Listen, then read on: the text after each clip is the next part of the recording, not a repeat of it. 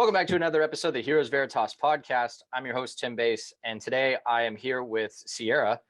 She is the founder and coach of the Dope Woman coaching networking group, who is absolutely just crushing it right now, hosting range days, networking events, opportunities for women to challenge themselves to be empowered and step into a lot of their own power. We also recently saw that you got sponsored by Rule One Protein, so that's really cool. So congratulations on that. So really excited to have you here, pick your brain on business and kind of your journey. Anything you want to add?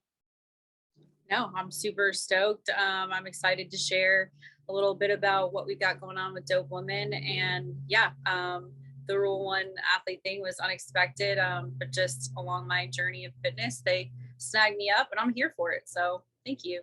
Awesome. So we talked a little bit before this.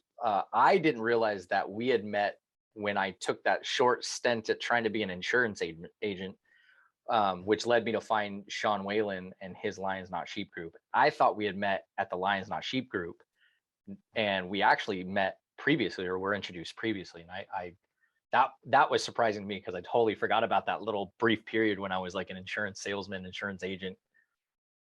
Yeah, that was a short phase. We quickly both learned that insurance is not our game. Not our game. Super Not happy for the people it works for, but not our thing.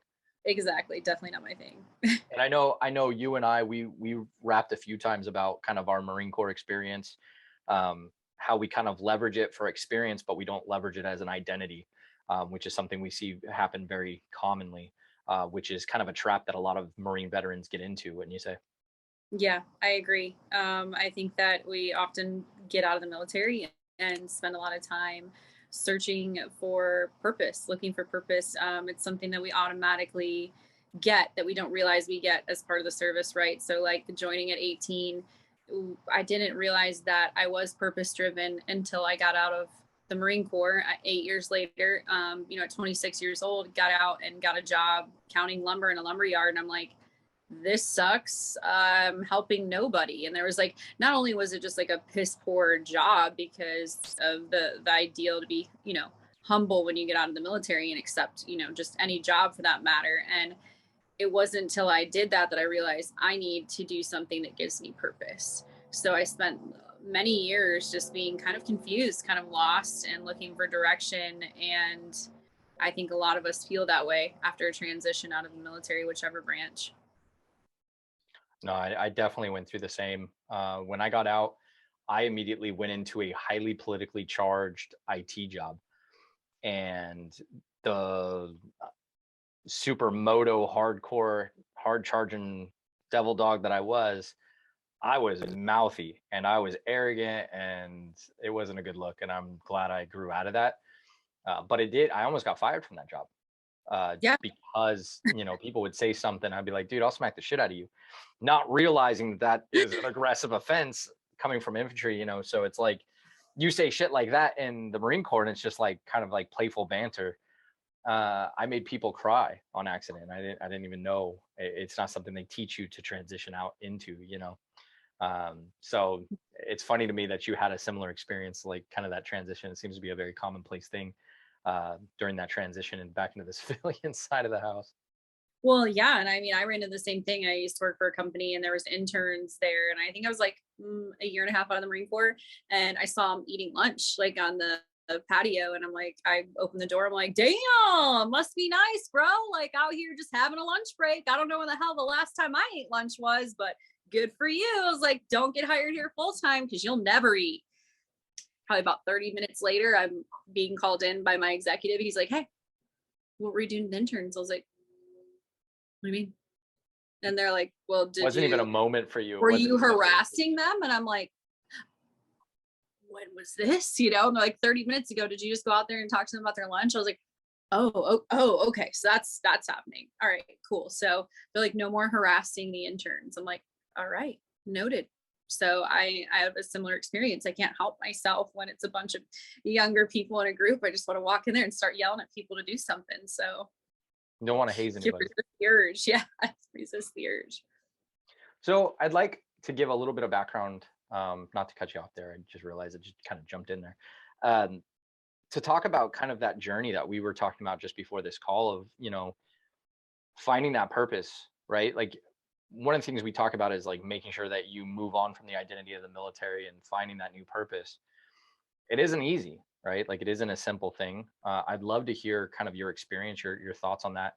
Um, moving to where you're at now, which I would say you're definitely grown just from my own personal experience, watching your feed on Instagram, having connection through Lions Not Sheep and LFG. Um, you've definitely grown into this place where you're very confident about like, this is my voice now. Not that you didn't have that before, but it definitely is like, there's a very strong Ciara voice here now. And it doesn't waver in any way, shape or form. So I'd love to hear kind of how that transgressed throughout time. Ooh, that almost made me emotional because it's real. Like just some backstory on me. I joined the Marine Corps when I was 18 back in 2008 and I was active duty, got medically retired in 2016. I deployed to Iraq and Afghanistan. I had full expectation that I would do 20 years, anticipated taking the officer route. I was medically disqualified from doing so and then med boarded out. So I felt super lost. And then 3 months later, after I was medically, retired, my dad committed suicide. And I was like, everything happens for a reason in that moment. I'm like, how do I live with this? How do I do this? Like, why am I here? What is this happening to me? It was why? And I felt like this, just like I couldn't catch a break. Right. And my mom ended up coming to live with me, which came to light. And I was like, wow, I wouldn't have been able to do that had I been at officer training school. I wouldn't have been able to do any of these things. And then shortly after that, my marriage ended. It was a very highly toxic, codependent relationship. He was special ops in the Marine Corps as well for 12 years. And it was just not a great dynamic. We had both been through so much tragedy and hardship that we just couldn't move past it together. So both of those things combined, I felt like a loss of self. I transitioned out of the military where someone told me who to be, how to think, how to feel, how to perceive the world around me. And then I came out of a marriage that did the same thing, what rules I had, who I could be, what I could wear, what I could say, what I could do. On top of that, having 2 kids, during my divorce, they were like 4 and 5 and 3. And it was just this really surreal moment. I'm like, this didn't accept almost that this is my life and all these things are happening around me. And I couldn't see in that moment the lesson. I didn't have that view at the time. And in 2016, I started that job where I was working in a lumber yard as like an operations manager trainee because I transitioned out of logistics career into another logistics field. And I was being humble, like the military tells you, like, don't expect to get out of the military making 6 figures a year. And I'm thinking in my head, like, I don't want to make 6 figures a year. I want to make 6 figures a month. Like, this isn't my deal. And so I got out, took a job for $43,000 a year counting lumber, and immediately realized this is not it for me. And then entered like corporate America and slowly like escalated actually fairly quickly on the rise to like a really great corporate career. And I did all those things and went through my divorce, then met my daughter's dad like a few months later, dated him for a while, ended up having a child with him. And then, we went through our split after COVID.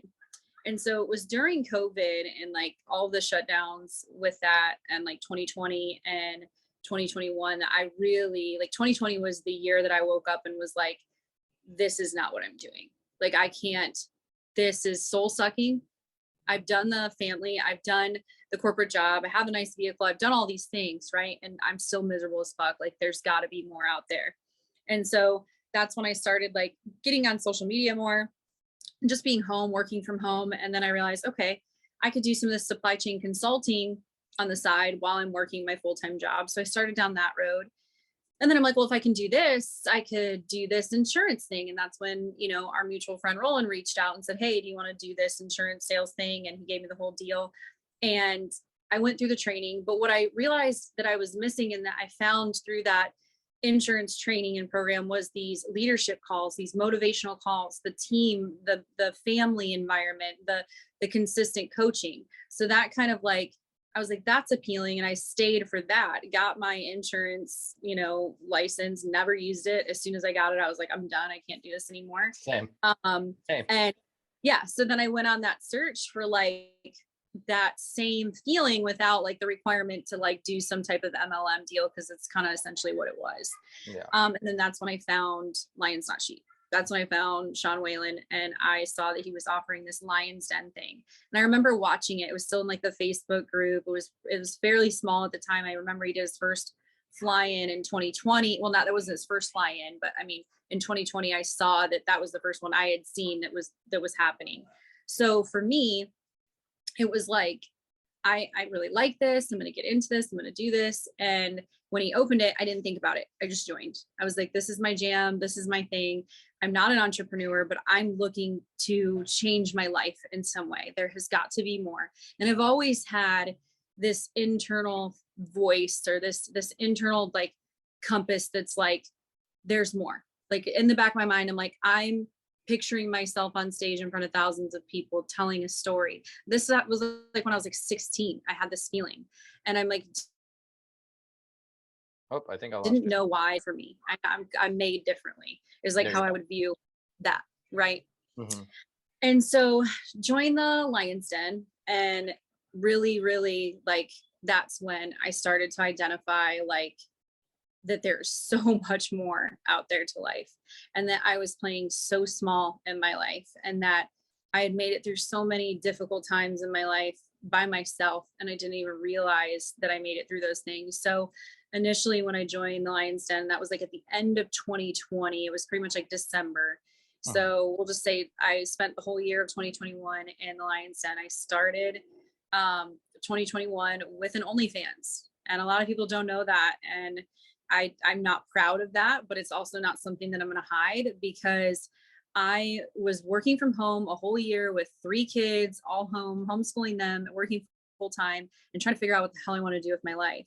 And when I was on social media, I was paying attention to the wrong things. And I felt like I needed to fulfill some type of, not maybe fantasy, some life of doing hot girl shit. And I had an OnlyFans for like 3 months, and that was about a month and a half into the den. And I was like, this is not me.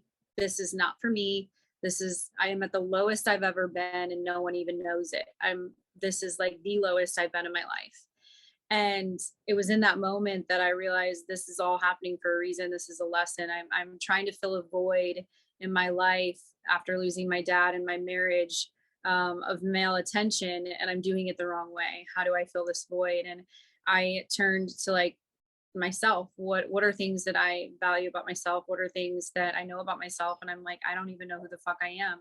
So I think I spent like the first 6 months, 7 months in the den, really trying to understand and listen to these calls and ask myself the tough questions about, behaviors and choices that I've made along the way to get me to where I am. And I always feel like I'm that person that I tolerate, just like I almost go too far, but just at that moment where I could be a complete piece of shit, I recognize and I course correct. And I've always done that. And so I felt like this was that moment, but it was different this time. And I'm like, there's so much more to life. And so when I joined the den, and everyone's doing this like sexy, flashy shit, like apparel stuff, and they're doing different gun holsters, and we've got gym owners, and we've got all these cool things that people are doing. And I'm like over here, like, well, I do logistics, I do supply chain. And I really clung to that niche because that's what my identity was in. I put my identity in not who I was as a human, but as what I did for a career. And so when I joined the den, I was like, well, this isn't cool. Nobody wants to hear about this. I couldn't find my niche, right? And it wasn't until there was a call that Sean had, and it said, I'm an expert in divorce. I'm an expert in marriage because I've been divorced. So I know what I'm not going to do. I know what I'm going to do. I've been married. I've been divorced. Now I'm married again. I'm a fucking expert.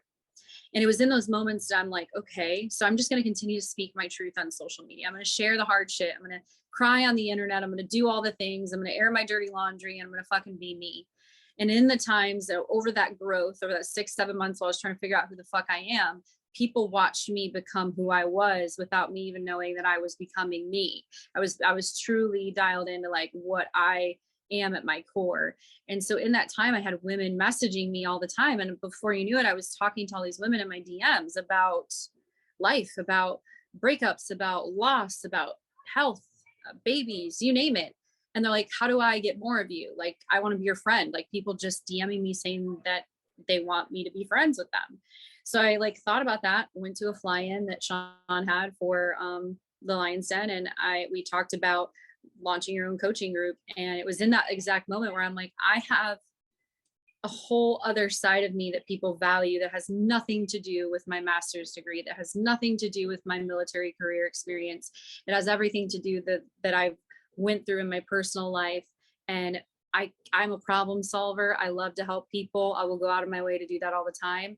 So it's like that quality and that trait in me, plus my life experiences. And like I can relate to people in their 40s. I've been through things that they've been through by the time you're 40, all before I hit 30. I had loss, I had marriage, I had divorce, I had kids, you name it. And so it put me on this path where I'm like, I see very clearly who the fuck I am. And that's what you've watched like come into fruition, is that growth and that change for me. So it's such a wild and weird way to get to my purpose. But to your point, you had mentioned that who I am becoming and my message I'm sharing is so consistent. And even through the hard times, I'm sharing my ups and downs with the world, with whoever's watching it on social media. And what I've come to realize is that social media is what you make it. I cleaned up a lot of my social media. Anything that gave me negative feelings or feeling of self-doubt during a place of growth just were eliminated, just blocked, muted. I muted it if it was somebody I knew I didn't want to cause any like questions. I just muted their stuff, and I brought in good things to my feed, right? And all I've done in this moment for Dope Woman is really just create a space for women to come and come undone, right? Without judgment, without ridicule, without drama. I will, and I have cut women from my group and given them a full refund because they have taken things from within my group outside onto social media, making snarky and like passive remarks about other people's lives. And I will drop that shit in a hurry. And I have no problem doing it because it's not about the financial gain. It's about changing people's lives. And if you have somebody in the group that doesn't align with the core values of Dope Woman and what we stand for, then they go. And I had to make a real like example of that and remove somebody from the group that was doing that. And I want to create a space where we can talk about anything and everything. And if you were to go into our group chat, we have a group me app as part of the coaching group, you would read things like, I'm struggling with being in my feminine today. My husband said this and I wanted to be in my masculine and take over what he was doing instead of sitting back and trusting him. And it's such a raw and real conversation. She came to us, how do I respond to this in the most feminine way? How do I show up for my husband? It's not, you aren't going to find us talking shit about men. You aren't going to see women talking shit about their husbands or their spouses. You're going to see women like challenging each other, crying on videos, sharing a win or a loss, talking about health concerns, talking about financial concerns. I mean, there's women in there that own multi-million-dollar businesses in this group. And it's just about creating a space to get women to a place where they become the best version of themselves, to love themselves so much so that when they see another woman in their presence, it isn't a competition. It isn't a snarky, like pretend connection. It's truly looking at another woman, acknowledging her beauty or intelligence, and knowing that that doesn't take away from a single fucking thing about myself. And I lived in a scarcity mindset for a long time. And I always chalked it up to me not knowing or thinking that I was, a girl's girl. I didn't go out for girls' night. I didn't have girlfriends. Like I was either married or by myself. And I needed a space, and I wish there would have been a space. So I'm like, there isn't one. I'm going to create it. And I dealt with a lot of like, am I cut out for this? And I questioned along the way a lot. I'm like, well, what have I built? Because in the coaching space, it's like, well, who is she to tell me what to do? What does her life look like? Well, I can tell you that people that have been following me know my life has grown a lot in this last year, and that they're watching me build something with them. They're a part of the experience. So I am also working on apparel for Dope Woman, and I'm in there saying, well, I fucked that up today. Like I did not source the right things. I did not order the right like materials. I fucked this up on my website. I'm growing with them, but in the process, like we're changing and growing together. While I'm leading the effort and creating this space for them and bringing in and developing relationships with other badass women, we're all together and we're all together in this. And that every time I get off a call, a women's coaching call that I have, or get out of that group and get into the texts and stuff, I am re-energized from those interactions. So it's just as much so for me as it is the women that, you know, take a chance and join Dope Woman. That's So amazing. it's a lot. No, a lot. but there's so much that one, I was thinking about it while we were talking, because there's so much alignment from the feminine side that you're taking on, that I've talked about very openly and oftentimes ranting about from the men's side, which is men's group getting together and using it as an opportunity to bash women, using it as an opportunity to bitch about what their spouses or their loved ones are doing that's incorrect. And that's what they believe is the masculine format. And you know, being part of these groups and creating groups that kind of spit in the face of that, that's essentially what you're doing. Because I would imagine on the feminine side of the house, there's a lot of that too, a lot of man hating, a lot of, you know, my man's so stupid, this kind of thing. And it sounds to me like you're very aware that that exists, and you're taking steps to cultivate a space where it's not about the external, it's about the internal, right? I like to, in the guys format, because we're very masculine, I talk about don't create external dragons to slay. And Yeah. so the reality is most people are so focused on what everybody else is doing wrong that they create these external dragons. They align to that external dragon. When that external dragon's gone, they don't know what to do. So they fizzle out. Yeah. And there's so much alignment in your story, and in not only just in you getting to where you're at, right? I mean, you were very vulnerable. You talked about the OnlyFans issue, for yourself. Like, not saying there was anything wrong with that, but that it didn't work for you. It wasn't who you wanted to be. That's an Yeah. important key thing. And I think historically, and I've said it before, Heroes Veritas started as a way of recapturing masculinity, right? Yeah. In my process of doing that, it was very arrogant, because I was effectively saying, hey, men are sovereign. Nobody can tell them how to live, but live my way. Otherwise, you're not a man. And it never jived for me. And so it's been my own evolution to get to where it is now. And now I'm bringing you on. And I know some of our longtime followers may be like, what the hell is this? Like, a woman's on a masculine podcast, blah, blah, blah, blah. But the reality is, what you're talking about, the group you're creating, is literally the other side of the same coin that I'm building, right? Because you're experiencing the same issues that I'm experiencing with men, but on the female side, right? Like, snarky comments, people making judgment calls, possibly the risk of having people come in and just whine, but they're not actually trying to solve anything, having to get people out of their own limitations, how they have more self-respect.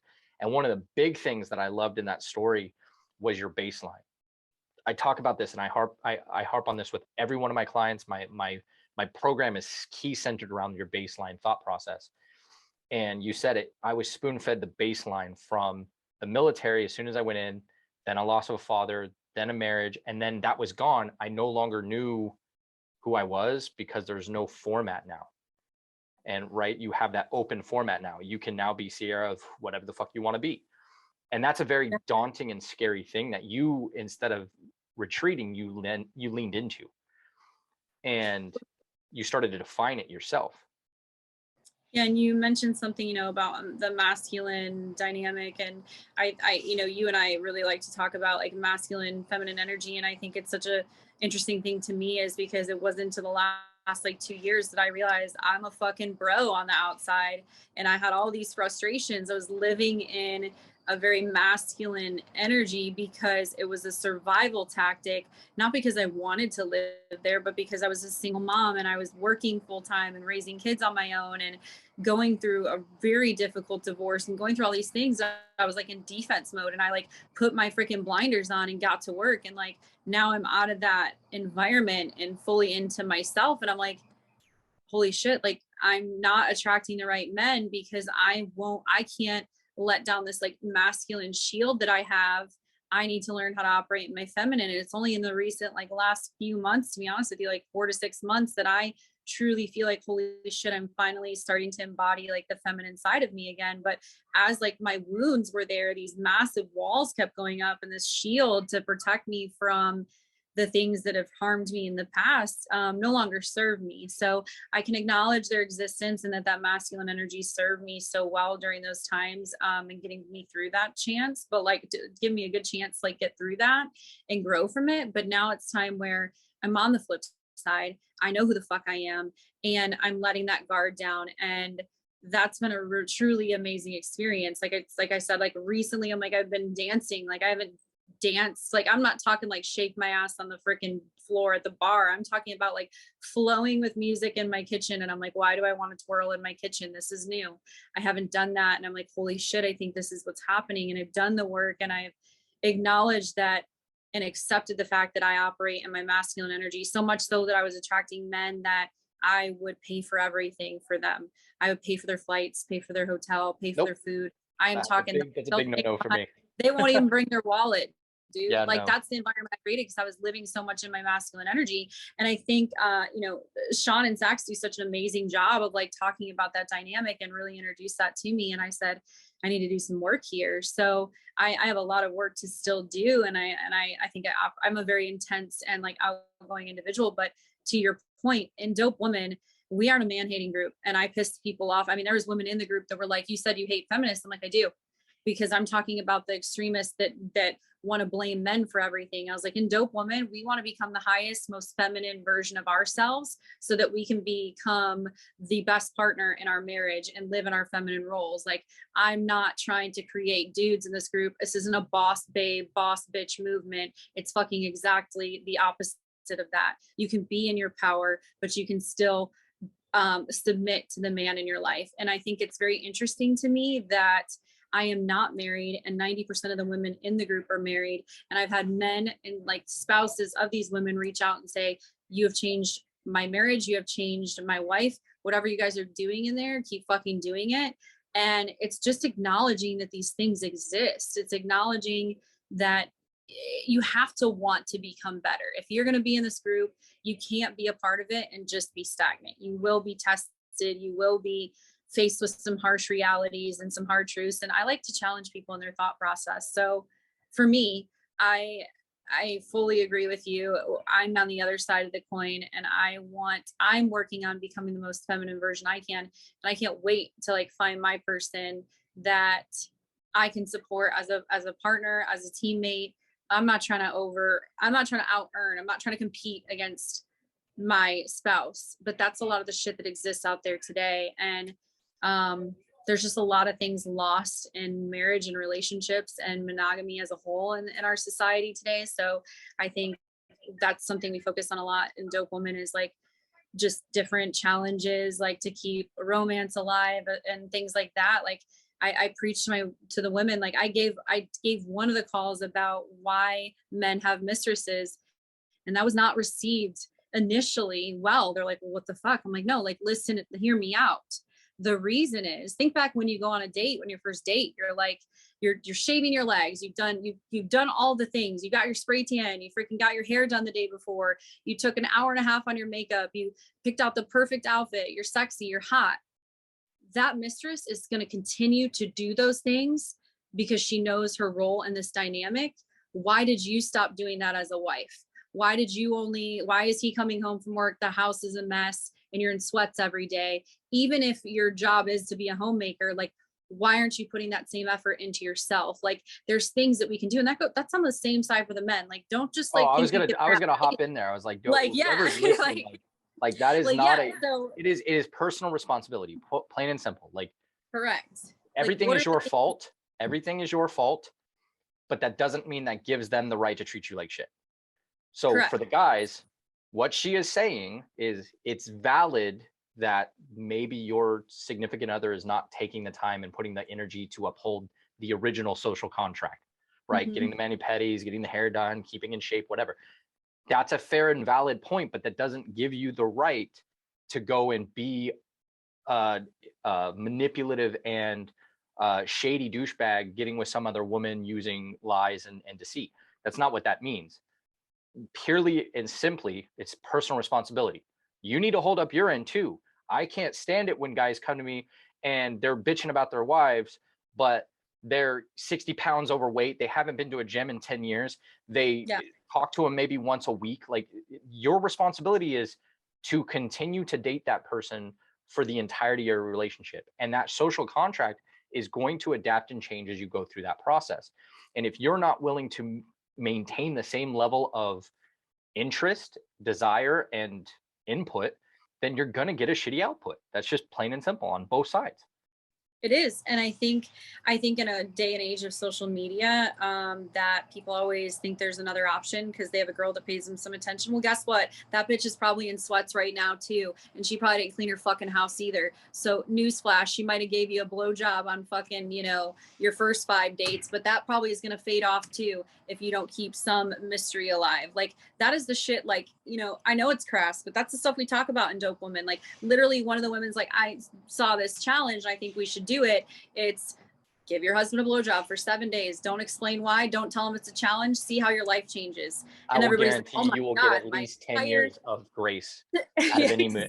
7 days without explanation, without reason, 10 years of grace for almost anything you could do. I guarantee it. Men are very simple. I watched a stand-up comedian, and he's like, you know how easy guys are to please? Just make a sandwich, crack a beer, don't say shit, just take it out to him, hand it to him, and leave the fucking room. He will remember that sandwich for 10 years. He's like, my wife did it. That was 5 years ago. I'm still talking about it on stage. It's crazy. And the thought. It's the thought. And it's, I think a lot of women get in this place where they're like, well, this, that, and the other, and I'm tired, I'm this, that, and the other. Like, they have all these excuses, right? And men have them too in different ways. And it's just about keeping that chemistry alive, doing the things that you did before. But like, when I think about Dope Woman, those are the women that we're creating. We're not creating women that are comfortable. If you're in Dope Woman, you're consistently elevating, you're having the talks about how to spice up your sex life and how to stay engaged there.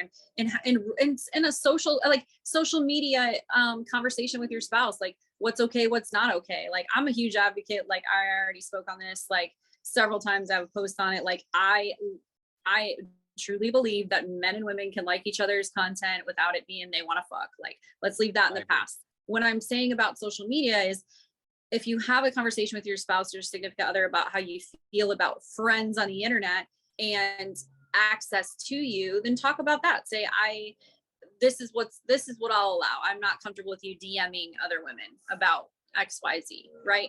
Like, having those tough conversations where it's like not this resentment and build up stuff. Like, be out there, be open. But I'm also teaching women to love themselves and have this confidence associated with who they are, and be so fucking clear on who they are that they don't waver, and that these things for them are like not even a topic. Like, I remember when we first started Dope Woman, it kept coming up like, oh, my significant other likes other women's stuff on the internet.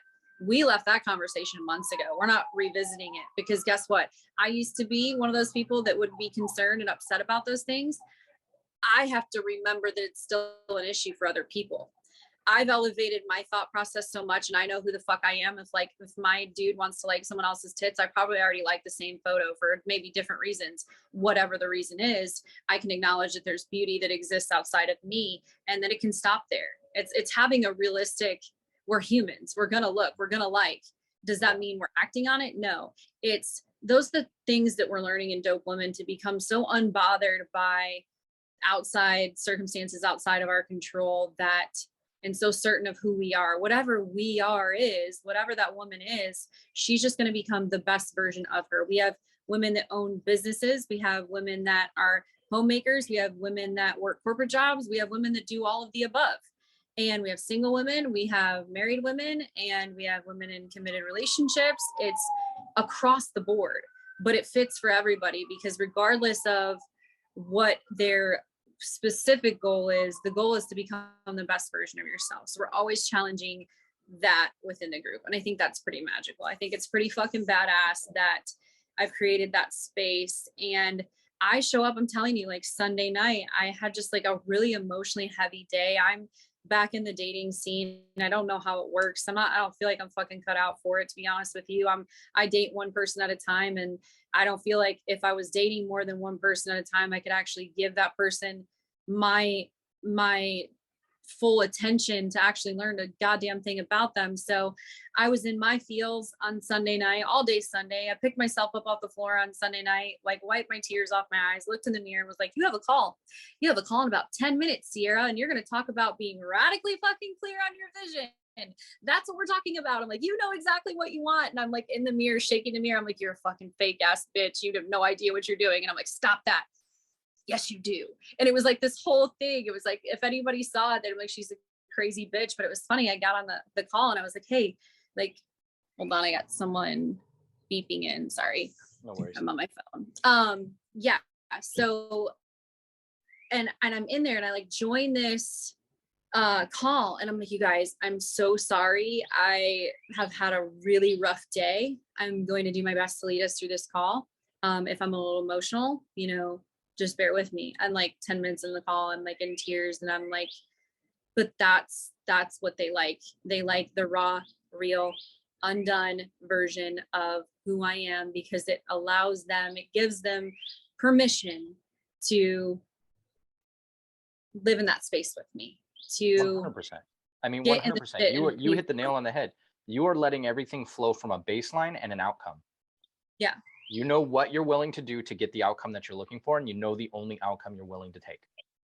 Yeah. So everything in between there becomes permissible, provided that it aligns to your baseline, which you've now defined, which is the part of you that's speaking up and finding your voice and finding your process and finding your approach. And the outcome, which is, this is how I want my life to be. So if what is happening that's affecting me either emotionally or mentally or physically or whatever is not getting me there, then it's easy to dismiss, right? Tony Robbins likes to say we're either running to pleasure or away from pain, right? When you have a baseline and an output goal set that with the mindset of like, I'm going to get that and I'm only going to find here, the add-on or caveat to Tony Robbins' position, which is true, humans are neurologically designed to go towards pleasure and run from pain, but your calibration of what those things are changes exponentially. Yeah. Right. When you don't have a baseline, chaos seems to be everywhere. When you don't have an output, everything's a shiny penny. You're going to chase everything. Right. Yeah. You define the baseline, chaos becomes order. You define an output, then you have a position and a path. So it becomes easy to negate all the other stuff where that feeling of missing out over here, like you were talking about social media presence earlier, where it's like everybody thinks there's something out there. If you've outlined your outcome in a proper way, you've now calibrated what else is out there. Yeah. So then it becomes this like linear, laser focused direction, and it negates so much of the guesswork. Yeah. And what you've done, whether you know it or not, is you've created a place where they can watch you develop a baseline, and you've created a soundboard, not an echo chamber, a soundboard for women to find themselves and be empowered to have their own baseline independent of everybody else in society. Because the downside of social media is it creates millions of opinions that we think are important. Exactly. So I teach my guys, set the perimeter. Determine where your resources go, whose opinion matters, who opinions don't matter, decide where you're going. And by setting the perimeter, when things hit the wall or when shit hits the fan, you know where those resources are allocated to. Who are your assets? Who are your liabilities? Who gets left outside the gate? Who gets a seat at the table? Who gets a room versus who has to sleep outside? Like, you get to know those things. And what that does is it creates a path where it's like, yeah, that person thinks I'm fucking crazy because I'm shaking the mirror and like you're fucking a fake, blah, blah, blah, blah. Yeah, but they're fucking broken as shit and they don't know what the fuck they're doing. They have no baseline. They have no output. So I don't really care about their opinion.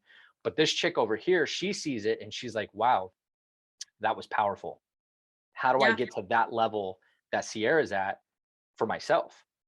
And in doing so, you guys are kind of backpacking each other up the mountain where, you had a tough day Sunday, they refueled you and you're refueling them and so on and so forth. And you eventually get to that outcome that you guys have all defined.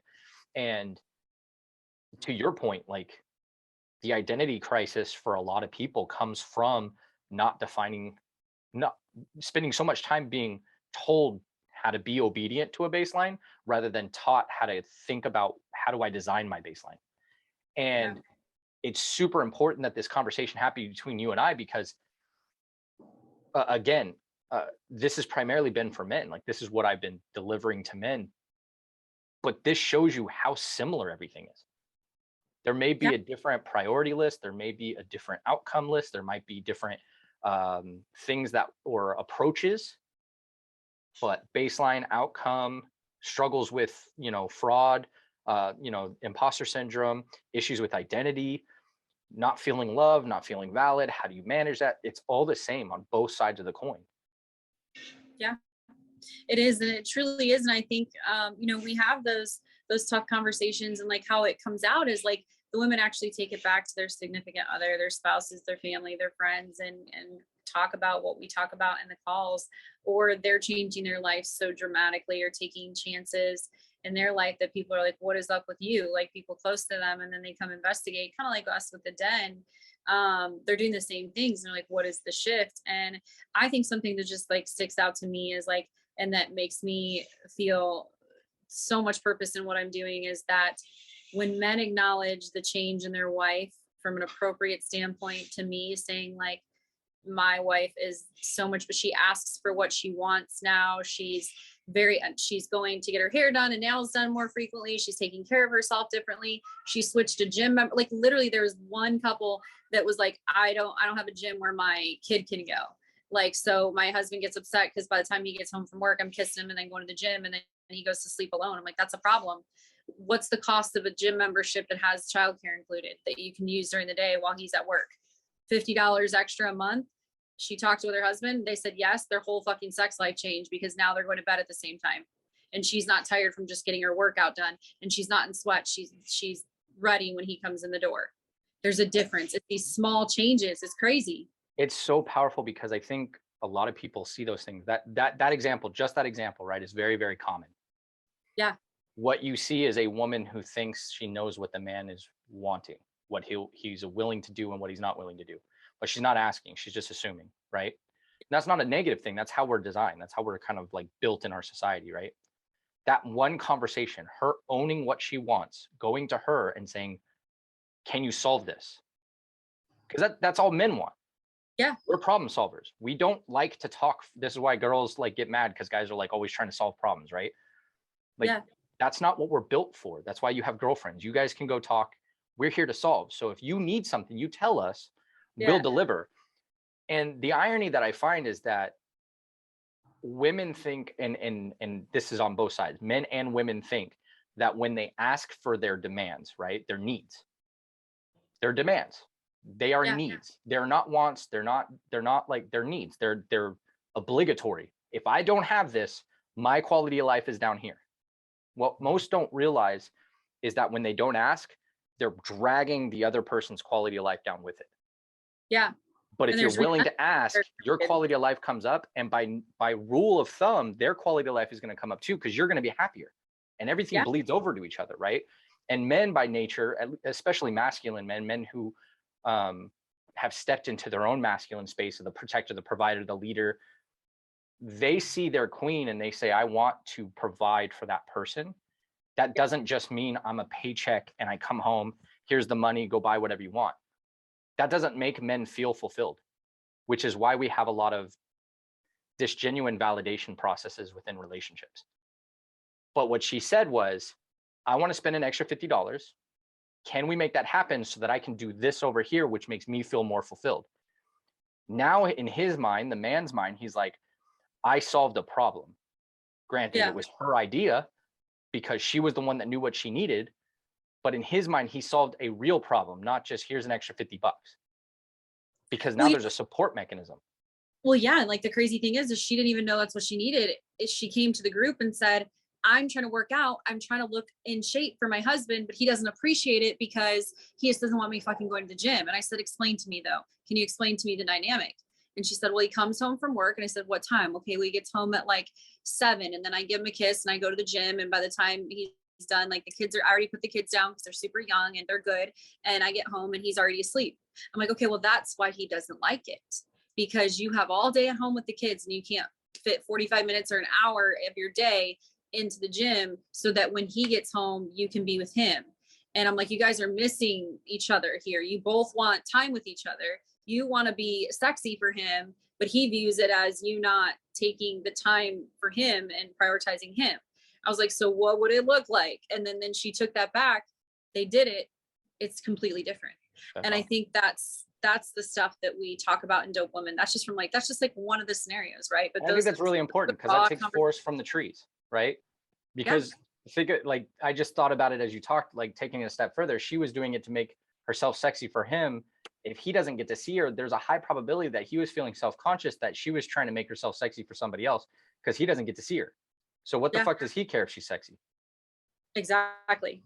And like it's that dynamic. It's those things that really like change the way that women show up. But that scenario in itself, the idea that I'm supposed to look good for my man, be in shape, give him blowjobs still after 10 years of marriage, that is in society today. I am fucked up because I want to take care of my man. That is like the perception in our society today, is that why would you serve your man that way? He should want you regardless. You're a boss bitch. Like, it doesn't matter if you're in sweats, if you're looking like a hag. Like, okay, cool. That's how your man gets taken. And that's how you lose your marriage and your connection, when you stop giving a fuck about the things, because there's a reason that we're designed and created the way that we are. And it's difficult to find in today's society that someone actually appreciates those things and acknowledges those roles. So that's what Dope Woman's trying to bring back, is the embodiment of the true female power. We still own businesses, we're still running businesses, but we aren't a boss bitch. I will say that I hate that term, boss babe, boss bitch. It just fucking eats me alive, because it's a definition of feminism. Like, I'm trying to never have that. Like when people ask me, like, how do you do it all? Like, you don't need a man. I'm like, yes, I do. I don't like this. I don't like this survival fucking environment that I've created. I actually resent it very much so much so that I like hated the idea of having a man in my life, because I'm like, all you motherfuckers do is let me down. I felt like that. So that's when that masculine shield came up. And after all the healing and work that I did, I was like, I just want to be held at the end of the day. I just want to be loved at the end of the day and appreciated. And I want to be able to be in my feminine, but I don't fucking get the opportunity to do that because I'm doing it all by myself. And so when I got out, okay, yeah, woe is me, I got out of my head on that and said, look, I can still do it and I can still be in my feminine. And now I'm getting more and more clear. And like you said, when you're so radically like committed to what you want, it's scary to people. But you know what that's helped me do is weed out fucking dudes that are wasting my time. Like, if they already can tell by looking at you and like 5 minutes of an interaction with you, if you're even worth my time. Before I'd have been like, okay, maybe I'll like try it out and see and go on it. Like, no, I will look at you, I will interact with you for 5 minutes and be like, yay or nay. And like, there's been times I went out on one date and I'm just like, I already saw what you do. Like, what you invited me to come do is Netflix, and you drink, and you called me 2 days in a row and you've been drinking beer on your couch for the last 5 hours watching Netflix, and you memorize every fucking series. Not my jam. Like, I'm going to be at the gym. I'm going to be reading at night. I'm going to be doing the things, spending time, quality time face to face with you, not sitting here staring at a TV like this. It's just little things like that. It's like a no fucking bullshit on what I want, that it really saves me time and energy and keeps my mind really clear on where I'm going and headed. And like, that's that purpose driven, higher self, best version of ourselves that we're trying to create within your group, within Dope Woman. That's what we're building. And we're getting so radically clear on who we are that it doesn't matter what the enemy is doing on the side. It doesn't matter. I'm not threatened by other women. I'm not threatened by circumstances anymore. I look at them and I'm like stepping up to the plate. Like, let's do this. Like, I don't care. Like, I'm so certain now of who I am that if a man decides he's going to date me and another chick, I'm like, all right, cool. See ya. You're not my man. Cause I know that my man would choose just me. And so it just gives me more clarity. It gives me more acknowledgement of me being on the right path. And I just want every woman to feel the way that I'm starting to feel, because it feels really fucking good after years of hating myself because of what programming and what other people allowed me to believe about myself. So it is a journey, and it's a never ending journey as well. Like, we're always growing and evolving. And that's why I think the groups like this are important, because it's just a place where you can to continue living and becoming the best versions of yourself. So yeah, 100%. And I absolutely love that. Lean into it, because that's where the power is. And there's a couple things that you have the same love for boss babe culture that I do, and it sounds like similar reasons. it's the same thing on the masculine side too. Like certain culture, like movements for guys where they like completely go the opposite direction, and it's this level of entitlement where you're better than everybody. Yeah. And that's how I see it, is like you're too good to serve your person. And it's like, no, if I love somebody, then it's not a question of like, do I serve? It's a question of how do I serve? Like, because Yeah. I want you to win. I want you to succeed. I want to support you. I'm A lot of it's just egotistical control, right? And a lot of it comes from the masculine feminine insecurities, right? Like on both sides. Yeah. I see it with men. There's the age old adage that like, the idea is masculinity is toxic. And anytime I've ever seen and experienced a woman who said masculinity is toxic and she starts describing her experience, that was an effeminate man who was trying to create a caricature of what he thought masculinity looks like. And when you have that and you are a masculine man and you are comfortable in that space and you hear it and you see it, so much contempt, because you're just like, you gave us a bad name, bro. And it's all because you couldn't level up to our level, to the guys that can handle their insecurities and understand how to serve and understand how to lead properly and protect properly. And on the flip side of that, the boss babe culture, these are the same people, in my opinion and my experience, that want to be allowed to do whatever they want, but also expect the man to pay for everything, do all this stuff, but they don't Yeah. want to It's deliver anything on return. this, like, yeah, that is like, that triggers me right there. Like and like, that's a thing that I've struggled with, because I hate it so much that I almost overcompensate for it by paying for my own stuff, or We had by that like conversation at one point, if I yeah, remember. or about like trying to show up for, like, I'm like, look, I'm not that, but I'm like, fuck, like I'm trying to be so not that I'm like almost giving off that impression that I don't need you because X, Y, and Z, right? And it's like, it's funny that you say like those type of men, because that's what I kept like having in my life. And like probably 6 months ago, I met up with a friend, and he is so far in his masculine that the first time we tried to hang out, I was like, I want to go home. Take me home.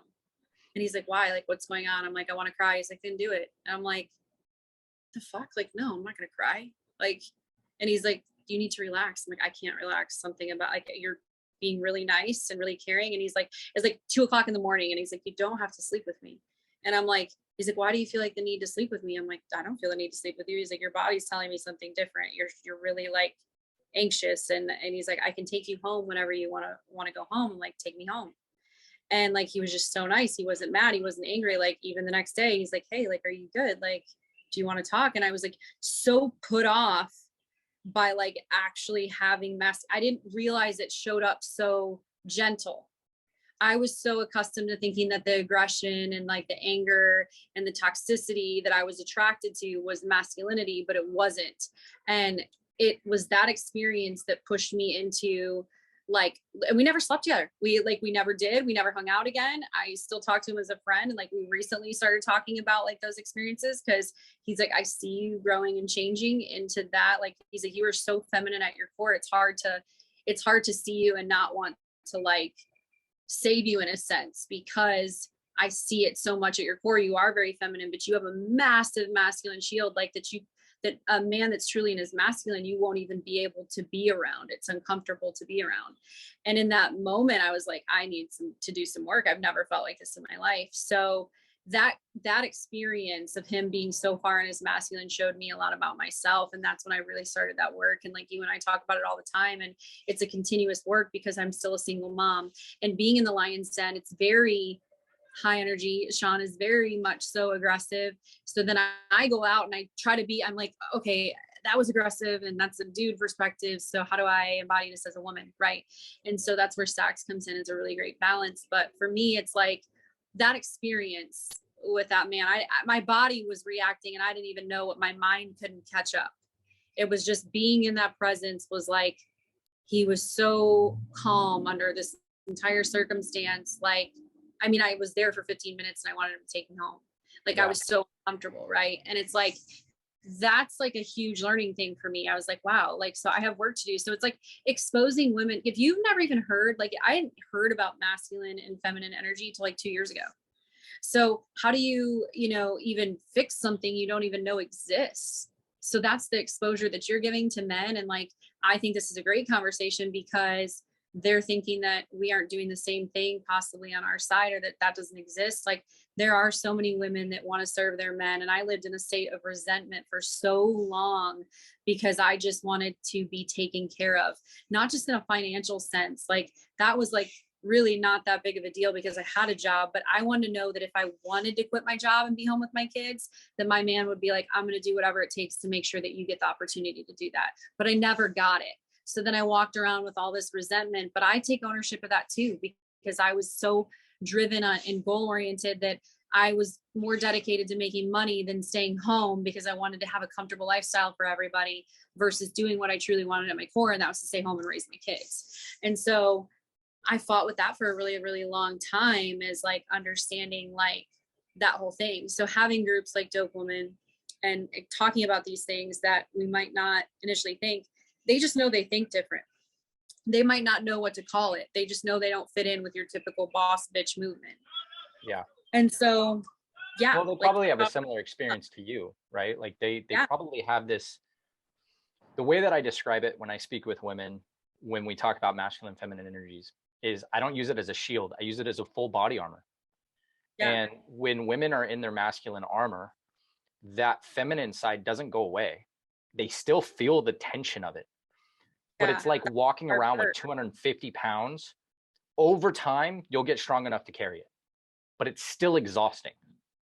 And when you have the opportunity, people are fucking tired. They don't like, I'm like, I can't explain it. I'm just tired. And like, but I'm like playing a duality by wearing that armor so long that you don't even know how to take it off anymore. There was a book I was given, and it was called The Knight of Rusty Armor. And it was about masculinity and how men hide their little effeminate gaps and insecurities in this armor. I didn't really care for the book because it kind of applied a very feminist look at men, and it was very effeminate in the way we approach things, and I didn't like that. But that is effectively what happens with women that step into their masculine space, because over time that armor rusts on and then they don't know how to take it off. So then they just feel exhausted all the time. They don't know why. But then when they're given a masculine space to let it down, all of a sudden they felt free and they don't know how to explain it. They're like, I just felt good. And I saw this we had a volunteer, one female volunteer at our King's Calling event. Day one, she's very masculine. She's punching dudes. She's talking shit. She's doing all this stuff. And exactly what I was hoping would happen happened. We started doing martial arts. We started being open about what protection looks like, leadership looks like. We were very like masculine in that space. Day two, she tells me, she's like, I don't know why, but I just want to flirt and be like goofy and like laugh and like all this stuff. And I'm like, yeah, because you're safe here. You don't have to worry, is the door locked or who's coming through the window. You don't have to worry about like walking to your car at night. You're good. So you're able to take off the armor for a moment and just be free for that time. And so many women, unfortunately, and this is men's fault, in my opinion, don't get that opportunity because men are playing caricatures. They are listening to media and social media, mass media, like about what men should be. And I have so much contempt over television shows, advertising, video games, because the men that they describe are these like goofy, doofy douchebags that don't know how to honor women in any way whatsoever. And then they go above and beyond, become toxic masculine because they're control freaks, because they're insecure. And women then cyclically become this armored up duality, and they don't have a safe space to disconnect. And where I see a lot of men fail is they won't take ownership for that because of boss babe culture. Well, she's a free, independent woman. She don't need nobody. Okay, cool. But you're the reason she wants to be that or feels the need to be that because you failed to deliver. You don't have the skill set. You don't have the integrity. You don't have the strength. Fine. Own it. Go build something on it. Yeah. Well, and like you brought up something that I found is interesting. And like you said, because you're not checking the doors at night, you're not doing these things, and you hit the nail on the head, because I like, even when I've dated people like here and there, and some have been like a couple months or whatever, just staying the night. I slept so much better just by a man, right? Just sleeping in bed than I ever do by myself at home. I don't realize like how light of a sleeper I am at home, because I am at home with just my kids and I'm by myself. I think about those things, and like how to protect myself, and I don't realize what a state of like hypervigilance I'm in at all times. And yeah, when I say I don't say I don't need anybody. I am very outside. Like I want to find my person so fucking bad sometimes that it's like I have to be careful with that too, because I don't want to just accept anything. And like I could be married if I wanted right now. I definitely could. I just wouldn't be in a marriage that served me and that I could show up as my best self in. So Yeah. for me, it's like finding that balance, finding somebody that I can drop that armor with. And I think that's what is huge with just our generation. I think that's why groups like yours, groups like mine are so awesome. They're fucking kick ass, because especially like knowing like if there was a man and a woman that could be in my group and then in yours and they're getting the same thing, like how are they going to show up together so much better? Like you brought up TV and you brought up like all of that. Like I don't watch, like I might watch something on Netflix like Ozark, but I can't even like I'll turn it on and at night and I'll just have a book and I'm choosing the book, or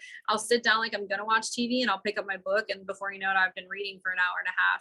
And it's crazy like how much my mindset is shifted when I don't watch TV at the end of the night. I might go out to a movie. That's few and far between. If something's on the TV for my kids, they're watching it, or we'll watch nature shows. But it's like I have separated so much of that away from my life and then used it to build my business on after a work day and things like that. That it's like I get what you're saying. It's like it's programming us to feel and think a certain way. And in the last few months, I've just gotten a lot of clarity on like being in my feminine and really letting that down and what that feels like. I've been crying like it's going out of style. I've been dancing. I've been doing weird ass shit, but I feel like like I told you, I felt compelled to just quit my job. I just one day was sitting at my computer, fucking just turned it off and left and went to the gym and was just like, that's what that free flowing feminine feels like. We follow what our body and our heart's telling us to do.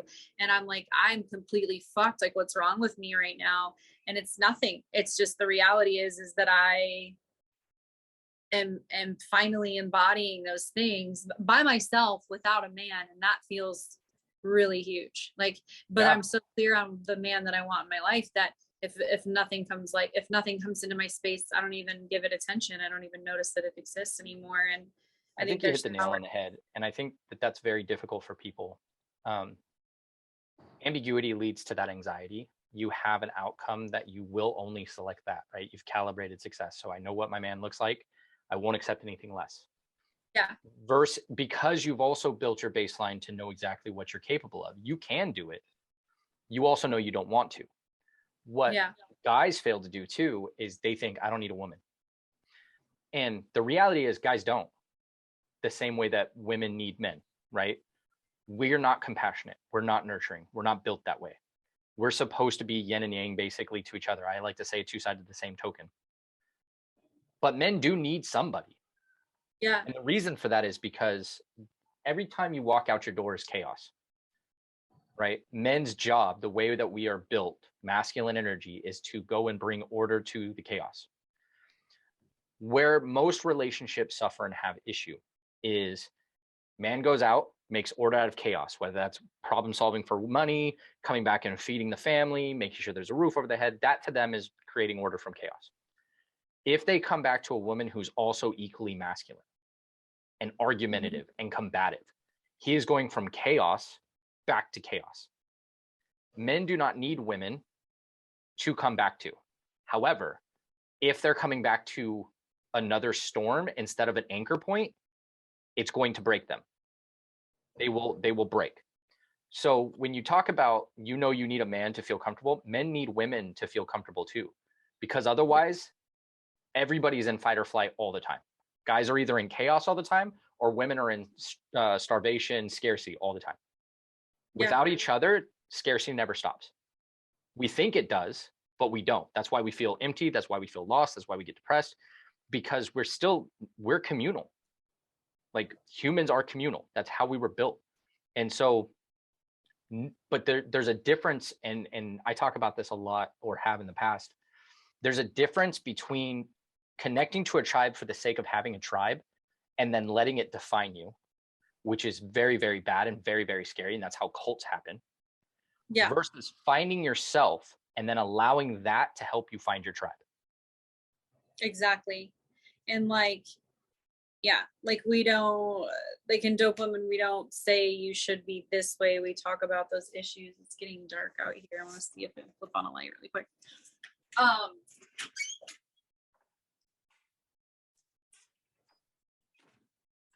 It's the quiet place in my household. But yeah, like we focus on like actionable things that we can do to become the best version of ourselves in the group. And I think that when you think about Dope Woman, people just think it's another boss babe movement. And it's funny because like I had a guy like say, he's like, well, I came across your profile initially and I thought you were a boss bitch, so I just like left it behind. And then I saw another one of your videos where you were talking and I was like, oh, wait a second, she's saying the opposite. He's like, because you look like a boss bitch, but you don't act like one, in the sense of like, I am a man hater. I'm like, no, that's like the number one thing we don't do. If a woman starts to, I'm like, we're not doing that here. Yeah. Like, and I think that highlights a very important thing that a lot of people struggle with, myself included, is worrying about what we look like, not what we are. Exactly. Like, I remember I was dating a girl, I don't know, a few years ago. And she said, he looks like he'd be an asshole, but he's really nice. That was what she said to a friend of mine. And it got me thinking, I was like, what does an asshole look like? Because I like fashion. So I wear tight jeans with leather boots and plaid. I was in a leather jacket at the time. We were at an Irish pub. So I started to like get in my own head of like, oh, fuck, do I not have that hairstyle? I don't wear those clothes because I look like an asshole, because I'm not an asshole. And I think a lot of people get into that mental masturbation space where they're worried about what they're going to look like and how they're going to be perceived. And they forget about the content of what they're actually delivering, what they're actually bringing to the table. And I think it's important what you said there is you focus on actionable, functional ways of being your best self. You did not say functional ways for us to look like we're doing the thing that we said we were going to do. No, we are doing it. Exactly. So there's no worry about looking like a caricature. There's no worry about looking fake. Yes, we always are going to have imposter syndrome. Yes, we're always going to feel when we start getting outside of our glass ceilings and we start getting into the deep water, uncharted territories, we're going to feel a little apprehensive, which is why it's good to have a mentorship group like yours and like the Lion's Den, because it gives you that opportunity to create perspective and calibrate. I love this conversation. I want to be respectful of your time. This has been an amazing conversation. I literally could talk to you about the various nuances within masculine and feminine space, which we definitely have gotten into and will continue to get into. I'd love to have you back. But before I let you go, going to that tangible space, could you give like top 3 tips you would give? I would say top 2 tips you would give men who feel that same way about boss babe stuff that you would say you look for that would make them more desirable for somebody that's stepping into their feminine, and 2 tips that you would give for women who are struggling with attracting the right type of men. Okay, so 3 for the men. 2 for the men, 2 for the women. I originally said 3, but 2 and 2. Okay, so 2 for the men on how to show up for women that are trying to come out of their feminine. Don't judge. Don't make assumptions in that judgment. Don't assume you know how they're feeling. Don't get in that space where you're making assumptions about what they're going to say. More or less create a space for them to come undone. And that might require you to take leadership and share an emotion or feeling that you're having to show that it's a safe space. I think that's what's helped me, is like having someone come out and ask me or create a space for me and not assume, just ask me how I'm feeling and generally care. That would be like number 1 for me. Number 2 is maintain your composure and your emotion. So like in that environment that I was speaking about earlier, when I was so anxious about feeling the pressure to sleep with him because of this is the culture that we live in. And I didn't even realize I had that trauma until I was in that situation. And he was calm. There's men out there that I know would have been like, bitch, you just came over here and now you're going to waste my time and you're going to make me drive your ass back to the fucking hotel 40 minutes away. And no, like, fuck that. They would have that mentality. But the way that he maintained composure, even if he was pissed, I would have never known. And I still don't know to this day. He maintained his emotional like composure during this difficult time for me.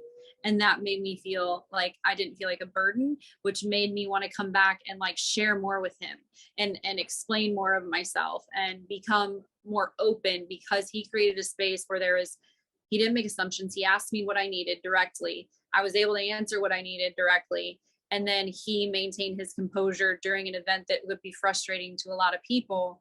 And I've been in a situation where a man has said, bitch, you just came out here and you're not going to sleep with me. And that was what made me react the way that I did in this new environment. But the things that changed it were he asked me what I needed, no assumptions, no judgment, and then created a space where he didn't react negatively. He just maintained a very calm, collective, I felt safe, an environment where I felt safe. And for women, the two things I would say is like working on your feminine energy, like take inventory. What is it? Do you even know that what do you know anything about it? And then don't lie to yourself. Stop fucking lying to yourself.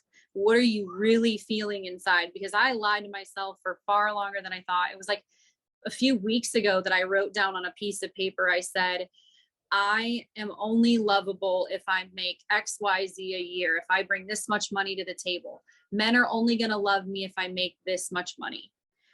Where the fuck that came from, I have no idea, but it was something I lied to myself for years about, that I was like, that doesn't exist. Like, that's not the reason I can't, like, that's not the reason I don't feel lovable and all this stuff. It's like, stop lying to yourself. Number one would be figure out what the feminine energy is, masculine energy, and how it exists in your life today. Learn what it means if you don't. And number two is stop lying to yourself and really answer the question about how it's showing up in your life. Are you in your masculine energy or not? Don't lie. What things put you there? Like, stop lying to yourself. Accept that it does. Accept where you are in that journey of your masculine and feminine. Those are my two things. Those are fantastic. I would agree 100%. Especially on the masculine side, I see this a lot. The maintaining composure, comport yourself with dignity, with honor, and you will receive it. And same thing with the judgment. I have fired clients because of the way they treated their women. Because I have no patience for it. If a woman is excited to tell you something and you treat it like she's weird or over the top or crazy, which is a lot of what guys say, you're being crazy, stop that. Drives me fucking nuts. Drives me fucking nuts, because what you're doing is you're killing curiosity. You're killing the safe space, the inner child. It's not good. So I definitely agree 100%. And I speak to the same thing for masculine. What does your life look like? Stop lying to yourself, because most guys lie to themselves, right? Like when I teach people, they're like, oh yeah, I'm really good here, I don't really need help. And I'm like, do you though? When was the last time you did it? Oh, it was like 6 years ago. Stop fucking lying, bro. You're not that guy anymore. That was 6 years ago. Your body's not the same. Your mind's not the same. Your life isn't the same. Stop lying. So those are phenomenal tips. And I hope everybody that watches this episode gets as much value from the episode as I did. I definitely got a lot of value from it. I love how aligned we are. One of the things I like to tell guys all the time is I could coach you and teach you on anything I want, but if I can't get you laid, if I can't get you a partner, you don't give a shit. That's just the reality of guys. And so that's why it's really important to have the feminine side approached as well on here, because I don't like echo chambers. And me teaching guys how to get through life without having that other side from a female's perspective, it just doesn't serve them. It's too one-sided. Show me, because I'm feeling the same way. I'm like, well, where's the dude that's embodying this? I'm like, is anybody doing the fucking work out here? Because I'm over here like, you do realize if you let me cry with you, you're gonna get laid 10 times more. Like, I promise you, I feel safe around you, and if I feel safe around you, you are getting 100% of me. And nobody's had 100% of me. Fucking, I don't even know. Maybe when I was very, very young, maybe, and I don't even know who that girl is anymore. But I can tell you, society have to redefine intimacy. Exactly. Because I think most people, both men and women, see intimacy as sexual action and that's it. No. But men and women approach those things in separate ways. Women is very like, there's a lot that has to happen for intimacy before that even happens. And for guys, there's a lot that has to happen that they don't want to be honest with themselves. Guys still need to be, I say they're puppies, right? Tell us we're good boys, give us a pet, feed us, make us feel loved and safe, and we'll fucking go to war for you. Yeah. And there's so many people who ignore the intimacy lead up, the follow up, that they lose all of it. And that goes to because we're in a society where people have too many options. You get in a hard conversation where someone holds you accountable and you're like, fuck this, I'm going to Instagram and flirting with the bitch that's been in my DMs for a year. But And it's like, all they have to do is this. cool, then you're going to be a miserable fuck because that bitch doesn't care about you. Like, that's the same. It's just the same thing I was saying. Like, the idea that it's so much better. We're all fucked, right? So you're just exchanging one set of problems for another. And you think that that girl's going to treat you differently if you continue to act the way that you are. Just like if I continue to act the way that I am and it's not in a good way, then I'm just going to find a new man with the same set of problems. So, yep. And people continue this cycle. So I want to break that cycle for women and for men, and if they are in a marriage, just make it better, just make it just improve every aspect 100%. Yeah. And I'm learning through these women. I'm like, cool, like I love that that's working, and every time they have something that worked in their marriage, I just take that as like a mental note of how to show up. But that's my problem, I think, in the dating world, is I'm too loyal too fucking quick. Like if I meet a guy and I might be like casually flirting with somebody else, if I meet him and like him on night one, I'm not coming home and answering DMs. Like I'll just stop talking to people. Yeah. And I'll just kind of like take a step back and like remove myself from interacting, because the sooner I do that, the sooner I'm like, I'm focused on this person and I can just be with them. But like, that's not the case with a lot of people. Like I'm very loyal very soon, and that's pushed people away too. And that's cool. They're like, I'm not looking for something serious. I'm like, okay, well, great. Now those people don't even come into my life where they're telling me they don't want something serious, because I'm so focused on what I do want that the universe isn't showing me those people anymore. Yeah. And so it's just, there's so much very power similar to what I teach the guys. Like if you want a queen, you better start focusing on being the king. And that means you're not fucking around treating 15 women like queens. Like that drives me nuts. Yeah. I talk to guys all the time. Okay. So if you find a woman that you enjoy and you can spend the time, stop everything else until you figure out whether or not that comes to a conclusion point.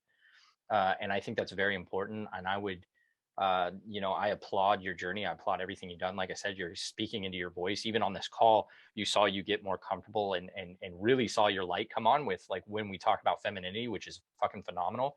Lean into it, stay in it, because my path is going to be very contingent on having the other side of that coin, right? Like Heroes Veritas is expanding, and we're bringing out space where we're trying to create a holistic culture and tribe, right? But at the same time, I can't do that as a man because I don't understand the female's perspective. So you doing what you're doing and continuing down that path with so much alignment that we found on this call and what we found in our conversations is going to be absolutely critical for the success of what I'm doing as well, because we're communal creatures. We have to have both sides of the tribe.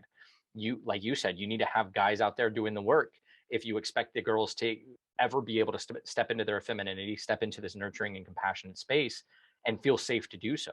And I need guys to have women to be that anchor point and not the storm, in order for them to be willing to go the distance and help these women get to that space. So it's very chicken or the egg. It's very, cyclical, but I really love what you're doing. Yeah, it is. It's very much, it has to happen simultaneously. Yeah. Very much. It's definitely like, I could envision something really neat, like with both groups, like coming together and doing a workshop, doing something where 100%. That seeing the flip side of the coin is actually very enlightening, because we live in a society where we are out here and we feel like the odd ones out by just trying to get back to what the core of men and women are supposed to be. And it's funny because like they always say, no one's coming to save you. And I'm like, my inner voice is like, fucking save me, like help me. And like, as silly as that sounds, I'm like, I do want to be in a sense saved. Like I want to be taken care of, right? Because I haven't been. And that's the thing for me. That's like, I love that saying because it's hardcore. It's like, yeah, but like at the end of the day, like I do want to be taken care of, and I want to be treated the way that I know that I deserve to be treated. So for me, it's like, it's just falling into that, learning what that feels like and allowing myself to be taken care of. Because while I want to be taken care of, I haven't always allowed myself to be accessible in that way. I'm like, no, I got it. I'm good. And it's the flip side for men. That phrase needs to be adopted more by men and relinquished more by women. Early on, when I spoke about warrior ethos and Heroes Veritas and what I really wanted to see men step into, most men were scared of it. Most men were so effeminate and so stuck in this kind of Peter Pan syndrome where mom's going to take care of me, and I don't want to be challenged. I don't want to step into the meritocracy where my value is based on what I bring to the table. It scared them, and I understood that.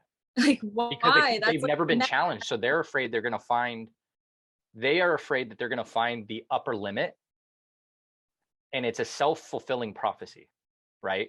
I'm scared of finding my upper limit, so I'm not going to challenge myself to get to my upper limit. So I'm going to stay here. And I did this for a long time. I lied to myself for a long time. I recently came to this conclusion during my birthday audit, because every birthday I do an audit of my own life. And I was like, I told people I'm hyper competitive to avoid competing because I didn't want to lose. Not because I'm competitive, but because I didn't want to be less than. Who say they're like, I'm not ready for a relationship with you. I've learned this one recently. He goes, I know exactly what you are, know exactly what you want. And it almost intimidated him. And like, we had like a really great connection. And he's like, I'm not ready. And then after having a conversation with him, he's like, I'm actually fucking scared of you. You're bringing a lot to the table. And I know that you're going to hold me accountable. And I'm in a position in my life where I don't feel that I'm not feeling the best about myself. But for him to be vulnerable and real about that, I was like, fuck yeah, like that's cool, because at least he's taking acknowledgement. He's not just saying, I don't like you. He's saying, you fucking know exactly what you want and I don't. So that's really concerning for me, because I don't know how to show up in this space. And like, so I'm learning things, these interactions with these men, and they're not like, if a man and I don't connect, it's not that they're a bad person. It's just, they're not my guy, or they're, maybe we're just in different places. But I'm, through every one of these interactions, I'm just learning more about that dynamic, and the importance of communication, authenticity, and speaking your truth, which goes back to stop lying to yourself. Mm-hmm. And when you get in a space where you're so comfortable with you, you're inviting people to be them. And that's what's starting to happen around me. I'm building such amazing connections with people because they feel comfortable being them. Yep, 100%. And you hit the nail on the head. When you're honest, it draws honesty. And here's why. This is what I tell people all the time. This is the psychology behind what happens. When somebody is holding back, it does not matter why. It could be an insecurity, it could be a lie, could be a manipulation, could be benign, just nervousness. Yeah. When somebody feels you holding back, their intuition feels you holding back, but they have no definition. So what do? They hold back because they're like, you're holding back. I don't know why. Is there a hook coming? Are you going to jab at me? You're going to manipulate? I don't know. I'm just going to hang out here. I'm an open book. The minute I talk to you, I'm exactly the same. I will tell you my entire life. I will be open and honest with you, my insecurities, my problems, my overhead, all of that stuff. The beauty of that is that intuitive side of humans that are like, especially in today's society where we have all these filters and shit, all of a sudden they're like, I don't know why, but I got to tell you this. I don't know why, but I can't lie to you. I don't know why, but I've never told anybody this, but let me share this with you. Because lies are springs that we hold and we twist, and eventually they're going to pop. Yeah. So when you're open and honest, what you're doing is you're basically a bomb disposal agent, and you're like, I got a box for that bomb. Yeah. And you just blow up here safely and everybody's fine. And now you're going to feel more confident and comfortable to go share that somewhere else without the explosive outburst. Yeah. But so many people crank down on that spring, and they're like, oh, I can't tell you that. Oh, I'm insecure. Oh, this is a problem. Oh, I don't know if they're going to like this. They're going to judge me. And then you're wearing that armor all the fucking time, and you're exhausted. So open and honest, don't fucking lie to yourself, and everything in your life starts to fall into place. Because honesty, as hard as it sometimes can be, especially when you're just starting, especially when you're like, you're a fat piece of shit, you don't have any physical prowess, you don't know how to talk to women, you're kind of lazy, right? Mm-hmm. I'm talking about me. Okay. Yeah. That is me. I'm inconsistent. I'm scatterbrained. I'm disorganized. I know that about myself. And I used to lie about that shit. I used to be like, yeah, I'm a fucking badass motor Marine. I was a shitbag Marine. I get it now. I get it. I fucking did my thing and I got out. Okay, cool. That's cool. I didn't step into who I wanted to be until after. Why? I didn't have time to grow into my military career. Okay, cool. I used to feel bad about it. I invited everybody into my bullshit, my insecurities, right? And then everybody else started to have that contention where they're like, there's something about this. I don't like it. Once I started accepting that and going, yeah, I'm lazy, but I can fix that. Yeah, I'm a fat piece of shit, but I can eat less. Yeah, I'm super disorganized. Well, some things we can't fucking fix. It is what it is. We'll figure it out. Yeah. It allowed me to own it without the tension. It was just matter of fact. And the more as a society that we can bring that accountability and responsibility, which is what you're doing in your group, given that example of the gym, right?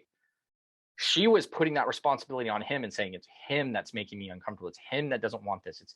But in reality, you weren't seeking solutions. You were just saying, I want it this way, and he doesn't want to compromise because he has X amount of time.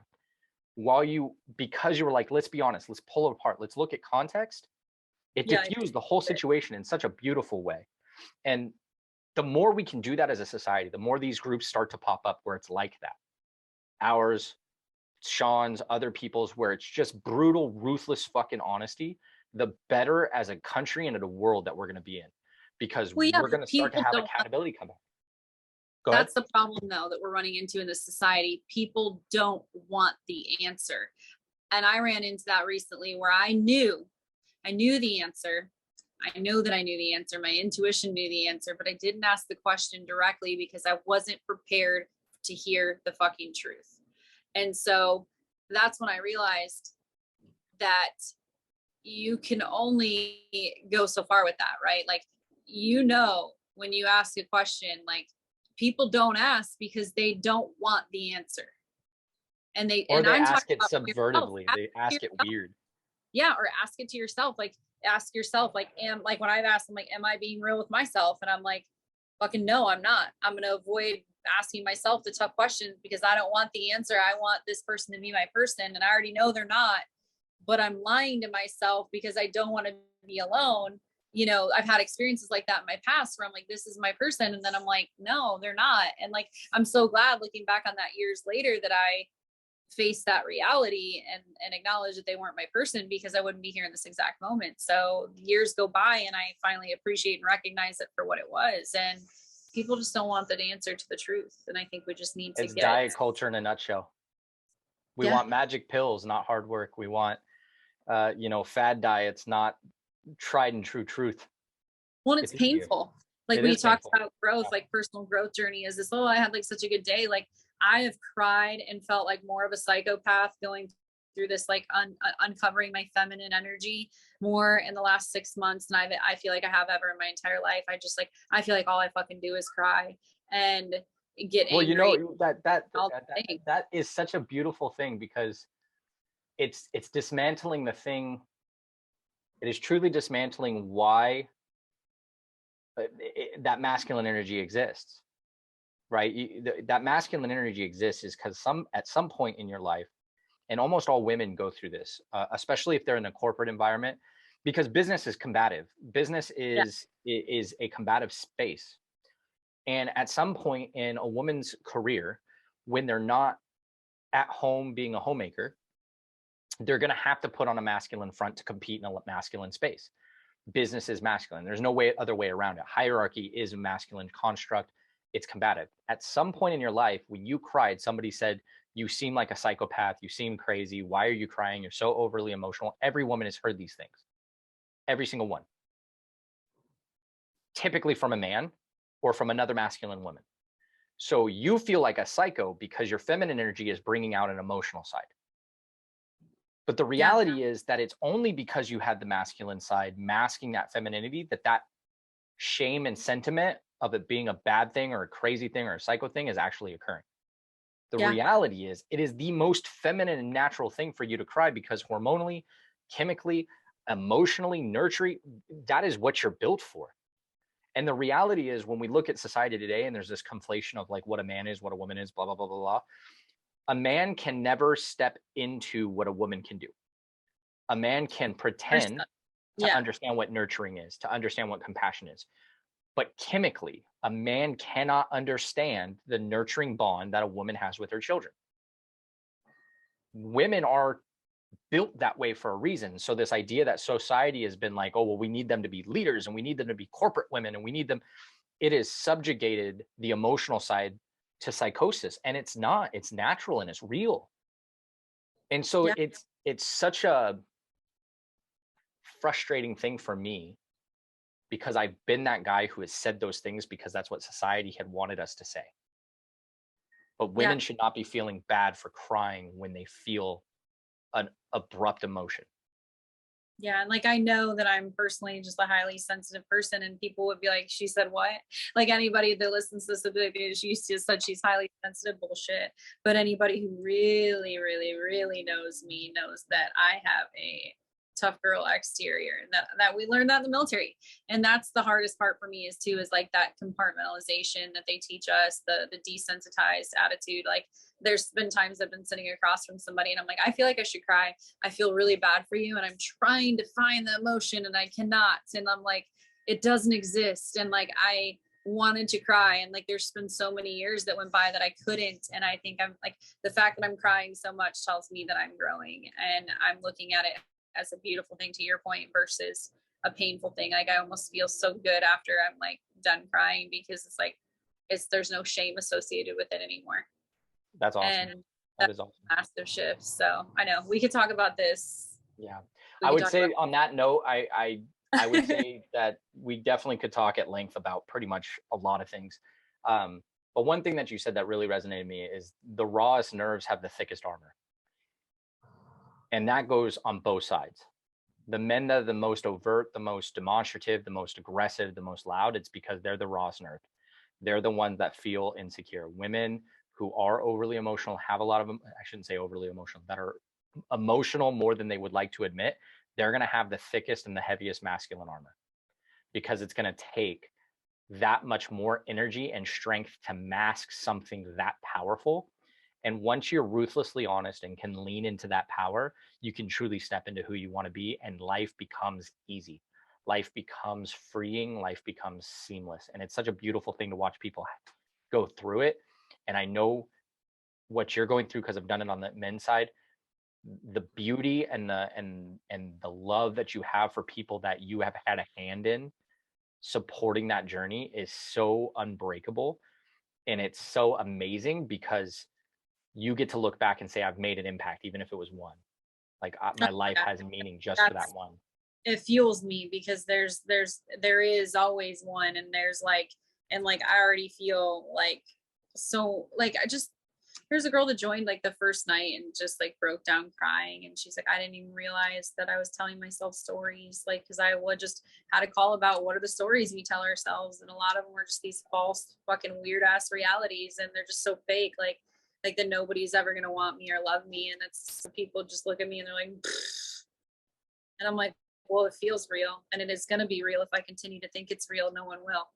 Yep. And I don't realize that, I didn't realize for a long time that so much of that negative energy, like manifestation's real for good and bad. Like, I'm just going to leave it at that. You can manifest bullshit into your life too. So.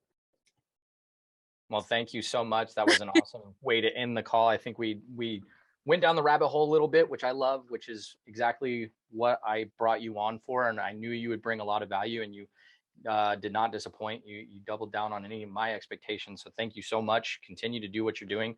The world needs it more than ever. And if people want to find you, I'll put it in the notes. But if you want to let me know on the chat for those listening. Where can they find you? How would they connect with you? Instagram, Ciara_X_Catherine. I know I have to probably find like a new handle. That's a little long. But you can go in my link tree on my Instagram profile, and there's just some links there about Dope Women and how to sign up. And yeah, you can find us there. Fantastic. Well, stay the course. The world needs you. The world needs your group. So thank you so much. Thank you. Everybody that's listening, hope you got as much value as I got from it. As I said earlier, as always, like, comment, share, subscribe. We grow when you let us grow, and help us reach as many people as possible. And I know Ciara would be a great value to any woman or man that is in your life that needs some space and help within what we talked about today. So Ciara, thank you so much for the time and the energy, and we'll check everybody next time. All right. Thank you. Your spirit.